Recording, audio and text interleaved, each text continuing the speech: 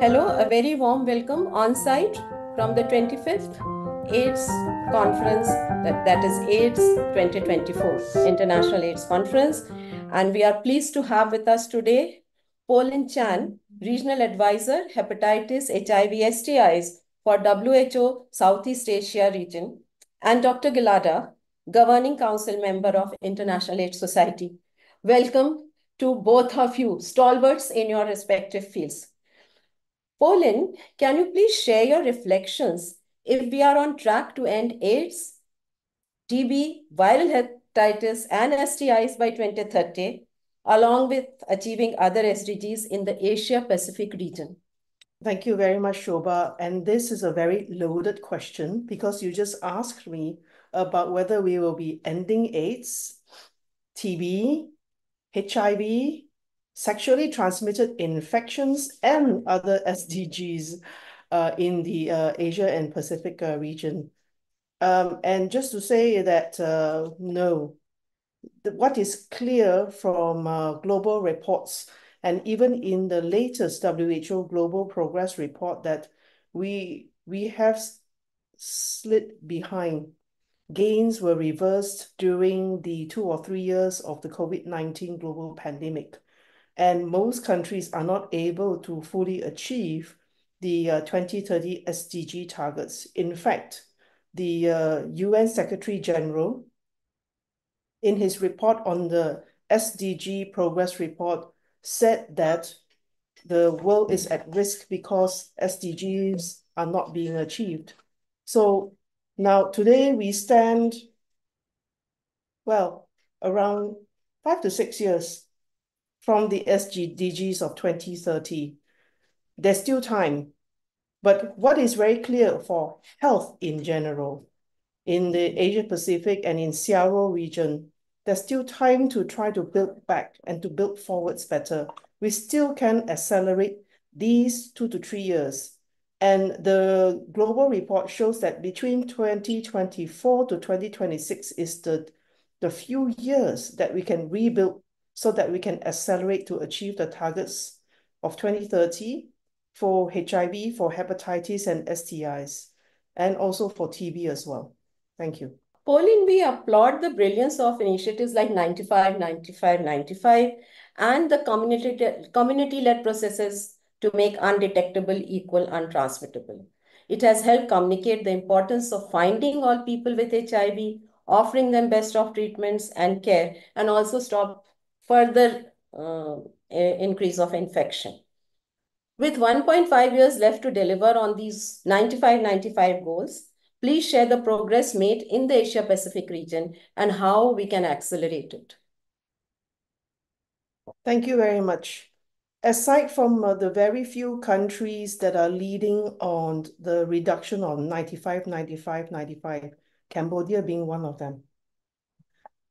Even Thailand has a commendable progress. But even then, today, with the current trajectory, they will not be able to reach the 2030 goals yet.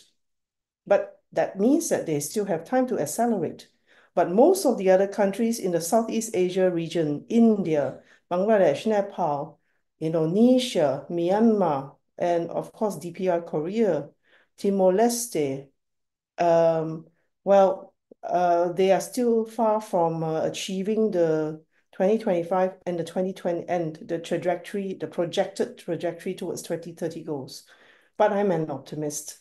Yes, right. We have to be optimistic that countries will renew the efforts in getting towards the 2030 goals. Now, 2025 is just around the corner, so we still have time. We still have time to rebuild and to work forwards. Thank you. Dr. Gilada, your thoughts on the challenges India is facing in achieving 95, 95, 95?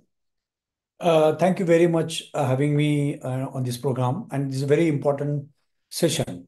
Number one, the challenge in India is that our focus on prevention is going down. It's not going down, it's gone down. The focus on intervention has gone down. Last 10 to 15 years, we are very, very weak in our prevention campaign.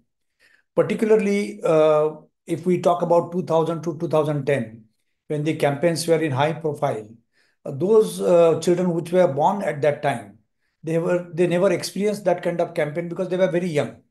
Now they are grown up, they are adult, they are adolescents, they are around 25. So they have not gone through that very much high profile campaign for prevention, condom promotion, etc. And now they are vulnerable, they are getting infection. And rightly so, we are seeing new infections in young people. Secondly, our focus in India, which is drifted away from prevention and intervention to only care and support. Whenever we go to the next stages of care and support, viral load suppression, viral load monitoring, it doesn't mean that we should have stopped those previous interventions and gone to the next one. The next ones are in addition to previous one. And at two places where I find biggest weakness. Number one, that pre-exposure prophylaxis, is not in the program. So it is a laughable situation where you allow people to get infected, and once they are infected, then you provide them free ART for lifetime, free viral load for lifetime, free monitoring for lifetime. But at the same time, you don't want to provide them a PrEP where they can prevent infection. Number two, that self HIV test is not available in program. And just now, Po-Lin said that how Cambodia and Thailand have gone ahead of us because of these two things, two interventions. So when we talk about first 95, I think among all the 395, first 95 is most crucial, because if you lag behind in first 95, you will always be behind in second and third 95, because the second and third will lead from the first one. So currently we in India are at 78, and many of the countries, they have leverage from India. They've gone ahead to 90 or 95, or some places in 97, 98. They are procuring medicines from India. They're providing medicine free of charge from their program, and they have gone ahead of India. So which were so bad countries earlier. Means I remember about 20, 30 years before, when we used to go to Africa, every third housewife was HIV positive. Every third pregnant woman was HIV positive. From that level to having the countries like Botswana, or Swaziland, or Eswatini, they have achieved 95, 95, 95, one of the first in the globe. So I think Indian program has to be very proactive and must learn from those countries to whom we are taught. So it is nothing short of our human being nature that we should not learn from those to whom we are taught and whom we are helped. We should learn from them. And every time we talk to the national program, they say that no, PrEP will be coming, self HIV test will be coming. Self COVID testing was made available within days of the test available, and people could procure COVID test and do the test and self-isolate themselves. I don't know why we did not allow, or we do not still allow HIV self-test. That way it is available on platforms like Amazon. You can buy, but that is very expensive test. But if it is made available in the program free of charge, I think people will use it. And this is for those populations which are really marginalized. Either they are injection drug users, MSM community, bisexual community, LGBTQI community. Despite repeal of Section 377, there is still a lot of stigma and discrimination by which they are not going to come out openly. So when we talk about prevention campaign and first 95, whatever tools are available, every tool should be provided to everybody who want to access it. May I just add on that? Yes, please. Thank you. So PrEP, or pre-exposure prophylaxis, as well as the whole area of self-testing. Of course, today we have HIV self-testing, which is all registered in most countries. We have also WHO just last week, or just recent these few days, have pre-qualified the first hepatitis C self-testing. And the hepatitis B self-testing is now in the pipeline. So this area of innovative technology that helps with putting choice to where people need to have choice is really important. And for most countries, it's not about piloting, it's bringing piloting to scale and coverage and making sure that these tests are available, PrEP is available, so that we can maximize what we can so that we can reduce infection and get to the achieving 2030. Thank you. Thank you. You mentioned PrEP, both of you, and Thailand has been a champion in the region where community-led interventions have really helped in delivering PrEP to even the key populations.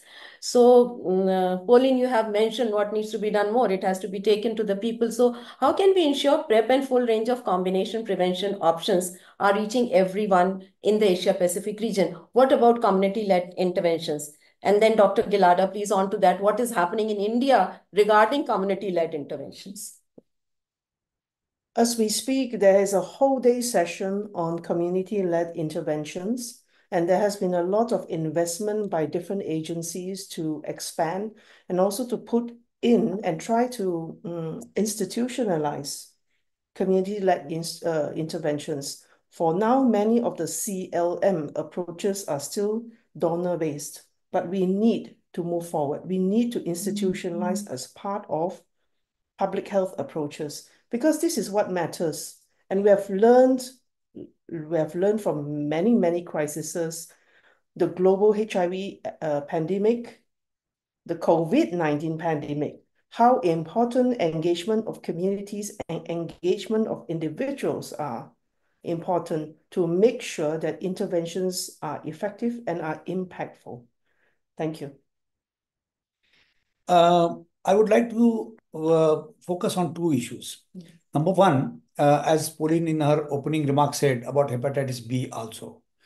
Hepatitis B, hepatitis C, and syphilis tests are done at almost all the places, whether they're antenatal clinics, STI clinics, in hospital admissions. So as soon as the patient is getting admitted or for surgery, triple H test is done. But after triple H is done, what next? We do not even vaccinate those people which are hepatitis B negative. And the vaccines are damn cheap. They are available if a program wants to purchase. For 100 rupees, you can get 3 doses of vaccine. And by providing 3 doses, they are immune for the entire life. So I think this is the cheapest thing which should have been done, easiest thing which should have been done. We are lagging behind. Currently, hepatitis B is growing in with such a speed that I believe that hepatitis B and HPV, these are the two vaccine preventable infections. They are going to lead the show for next 10 to 20 years. The deaths due to hepatitis B and HPV will outnumber the deaths due to HIV, tuberculosis, and malaria together. Number one. Number two, on PrEP, we are making a system asking people to cheat. Now, if PEP, post-exposure prophylaxis, is available in the program, basic PEP is the same drug which is used for PrEP.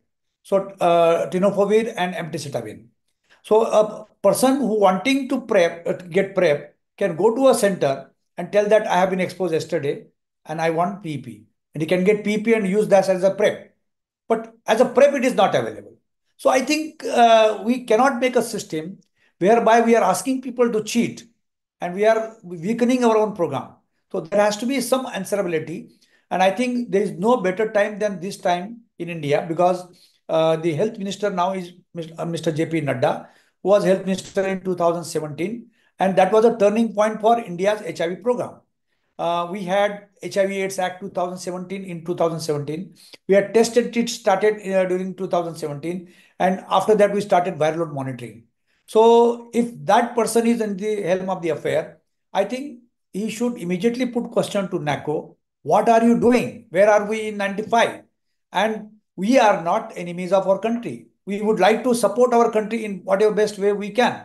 So let us have all the stakeholders together. WHO is sitting, Southeast Asia office is in Delhi.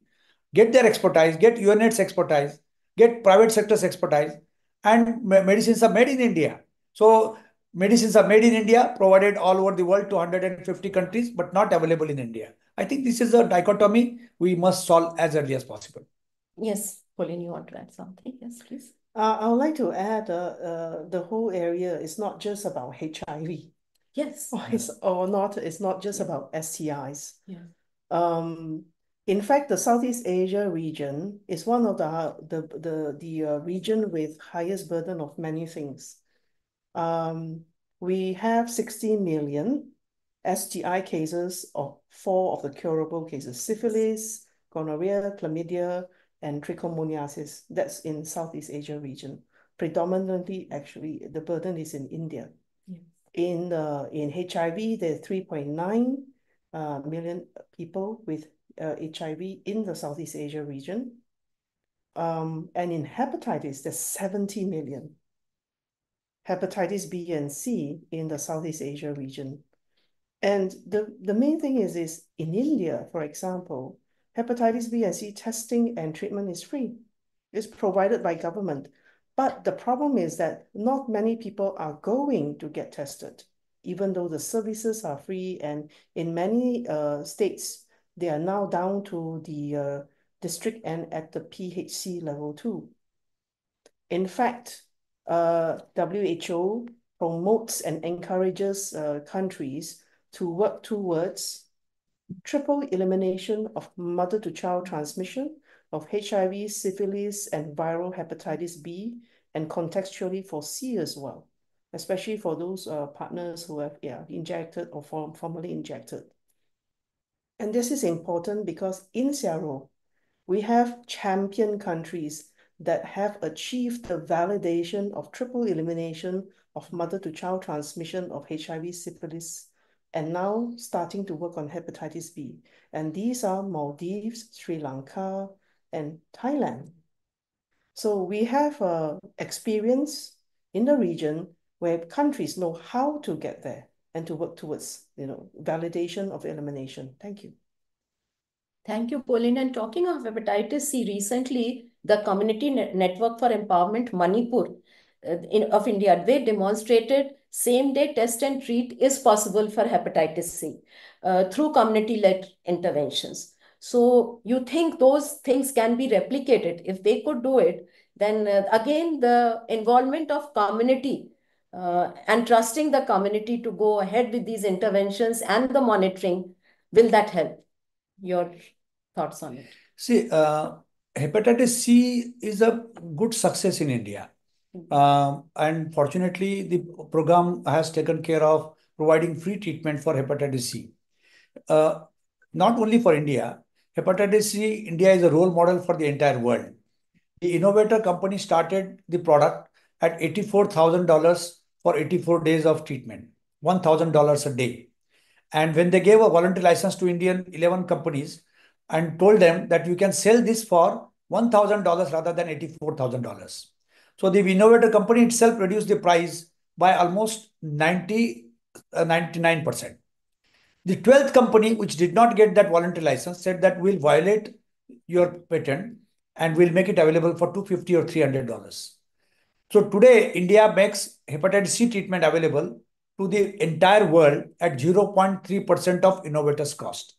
And same thing has been taken into Indian program, particularly in the northeastern state where injection drug is very common, and in Punjab and Haryana where again it is very common. The problem is with hepatitis B, and we must make hepatitis B vaccination available at all the testing points. Particularly 3 or 4 most important testing points are antenatal clinic, because all the women are tested for hepatitis B. Blood bank, because every blood donor is tested for hepatitis B. STI clinics where hepatitis B is routinely done. And all the hospitals where inpatients are tested for hepatitis B. So we cannot be only mechanical in program that we are doing the testing, we're finding out who is positive, who is negative. But for negative, we are not advising anything. To give you example of hepatitis B, we have many number of VVIPs dying of hepatitis B related cancer, hepatitis B related cirrhosis. I don't want to name here, but there are n number of VVIPs. So even if we don't learn from this VIP syndrome, which is India is good at, that for any disease, if VIP suffers, then it is very important disease. And if VIP doesn't suffer, it is not important disease. From that also, we have not learned for hepatitis B. I think we should focus hepatitis B vaccination program. And if it is done fantastically, I don't think it is required more than a year to completely vaccinate the unvaccinated population. Fortunately, Government of India started hepatitis B vaccination program in expanded program of immunization from 2011. And some practitioners have been advising another 10 years before that. But those people who are born before 2000, they are not vaccinated against hepatitis B, and we need to focus that population. Thank you, Dr. Saab. And Po-Lin, you rightly remarked it's not just about HIV. And that brings me to tuberculosis, because TB is still one of the major killers of people living with HIV. And according to the WHO Global TB report, 11,000 people in India, HIV positive people, died of tuberculosis. And what more can be done that to prevent TB among people living with HIV by diagnosing, finding TB early, putting them to care and treatment? And one of the activists recently remarked that persons living with HIV are dying of TB because of inaccessible diagnostics. So, what do you have to say on that? Thank you very much. In the most recent report from WHO, TB and hepatitis is the top leading communicable disease death in the whole world, which is they are all both at the same rank of the second leading cause of death after COVID-19. COVID-19 is the first, TB and hepatitis is the second. More than 1.3 million people each die per year. I do think that TB is really important, and for most of the Southeast Asia region, the countries are high burden, and they need to continue accelerating coverage. But most importantly, because the TB program has had a lot of new things coming in. That means better diagnostics, including the TB LAM. There's shorter regimens that instead of doing 9 months, there's better MDR treatment regimens. But most important thing, TPT, TB preventive therapy, which is now down to, for people who live with HIV, 1 month. Instead of taking 9 months or 6 months or 3 months, this is the 1 month regimen. And this is now actually available and is now starting to be scaled up in many countries. But guidelines have to change, and they have to be adapted quite rapidly in order to maximize this kind of rapid evolution of the global guidelines. But yes, the most important thing to reduce death is really making sure that people get diagnosed earlier, and making sure that people who are in HIV get diagnosed, because sometimes they may be going to a facility, but they're just not diagnosed because the medical officer forgot to ask symptoms, or is asymptomatic, or forgot to ask whether households have symptoms, because sometimes it's not the PLHIV that got infected, it's the household that got infected and infecting the PLHIV. So these are things that in clinical practice, and to be pragmatic, is first, just get diagnosed. And for people who live with HIV, better treatment literacy. Understand that TB is a risk every day, at any time, even on ART. And if they are not on ART, then the risk is even greater. What do you say, Dr. Gilada? Can I just ask one more question? So that, Po-Lin, and screening for TB in people living with HIV, is the first symptom verbal screening enough? Because lot of cases are asymptomatic in tuberculosis, and now we have handheld X-rays and tools which can be basically carried to the doors of the people, where you can screen for TB and then of course go for the diagnostic test and put them on TPT if need be. Yes, Tom. I'm reminded of a TB screening program of 3 decades before, where in Mumbai and in many places, they used to have a TB van going around in the slums and doing mobile X-rays and diagnosing there. So I think we should adopt those strategies again if they work. Secondly, for every program, there are not very many shortcomings, only one or two shortcomings. But those shortcomings remain for decades. For example, I was on a latent TB committee of Government of India. We approved rifampicin INH prophylaxis 4 years before. Till today, it is not available. They said procurement is done. The irony is that there's only one company in the world which makes rifampicin INH prophylaxis. That company makes in Mumbai, in India, provides all over the world, but not available in India. We cannot use it unless and until it is licensed. Number two, the TB lab test, which is the most important test, non-invasive test. You just do an urine test. That is available only for research purpose. It is not available in market. I think we are totally head in sand approach, where on one hand we would like to eradicate tuberculosis, eliminate tuberculosis by 2025, ahead of 5 years of global goal. Probably that is now being extended. On the other hand, we don't want to use those tools which are so easy to be used. And number three, many people in HIV, they are dying of tuberculosis after starting ART. That means the test and treat strategy itself is a killer for many patients, because our doctors, as Po-Lin said, they are not tuned to look at tuberculosis.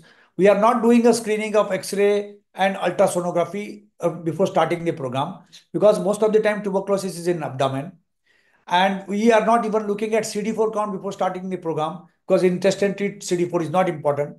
And CD4 below 100 is an invitation for cryptococcal meningitis and many other infections in brain. We are not doing cryptococcal antigen test, which can be diagnosed when the CD4 count is below 100. I think we cannot be only mechanical. We cannot be only having a lip service. We cannot be having only a tubular vision. The test and treat means you forget about everything, and you, as soon as you test, start treatment. I have been saying for last 30 years that HIV treatment is not an emergency. There are many other emergencies to be solved before starting ART. Test and treat, yes, in ideal situation, you test and treat. But in at least 10% circumstances, you cannot start on the same day. And those 10% people we need to identify. We need to put them in a proper program. If TB is required, for TB program. And secondly, as Po-Lin said, that rather than 6 month or 9 month course of TB prevention, the same thing can be done either for 1 month, that is daily for 1 month, or weekly dose of 12 weeks. I don't know the wisdom of people sitting in the committees thinking that a weekly dose of 12 weeks is very difficult to achieve rather than one daily dose of 1 month. We have been giving vitamin D3 every week for 8 weeks or every week for 12 weeks. And that's being given for last 10 years. Very successful program. So along with that, we can also give this. So rather than 30 doses, we can have 12 doses. So we can have our reach faster and easier. Po-Lin, any sparks of good practice examples in some countries of Southeast Asia? Picture is dismal, but there are bright sparks around. Yes. I think every country has its own path, and every country actually struggle with the same thing. In fact, when you talk about advanced HIV disease, otherwise it's actually colloquially known as AIDS. We still have AIDS. Yes, yes. We call it advanced HIV disease now, but it's actually AIDS. And people forget, or practitioners forget, that AIDS is still fairly common. In fact, when we do a survey around the Southeast Asia, 11 countries, of the 9 countries that gave us responses, most of them see AIDS or advanced HIV disease between 20 to 60% of their new cases. Half, more than half. That means that, patients are just not coming back early. They're not coming early, or they were lost and they were not re-engaged early enough. So they came late again. So when you're late, you tend to get all the opportunistic infections, TB, cryptococcus, and other areas, histoplasmosis, CMV, retinitis. So these things are still occurring right now. And how do we make it better? Advocacy. Again, more advocacy, awareness. We have to rebuild awareness, because people forget that HIV is still around as a global pandemic. And we need all the champions, and we need the younger generation of champions and clinicians and medical students, pharmacists, nurses, to actually know and be trained on HIV and how to manage people better. Thank you.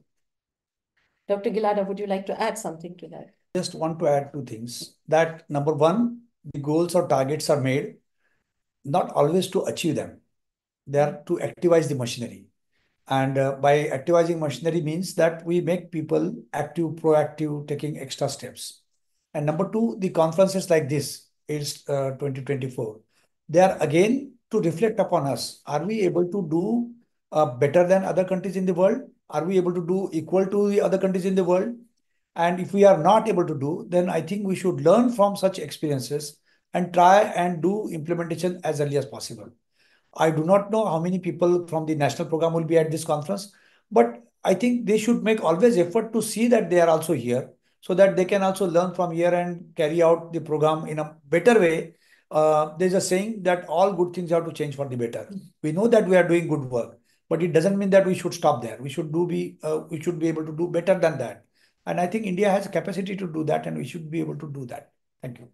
In this age where basically we have any information at our tips, we have chatbots, we have AI, but at the end, it's still the face at the end of the table, one-on-one or one-on group to chat, just like what we are today. Yes. Because that human connection is still important.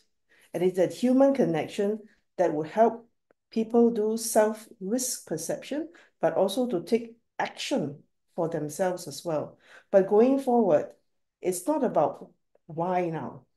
We have the what, we have the tools. It's a whole gamut of menu of innovations coming in. But really, it's around really how to do it. And really conferences like this, and also exchanges at the national level, at subnational level, at district or primary level. It's about exchanging experience so that we can, learn from each other and learn by doing. Thank you.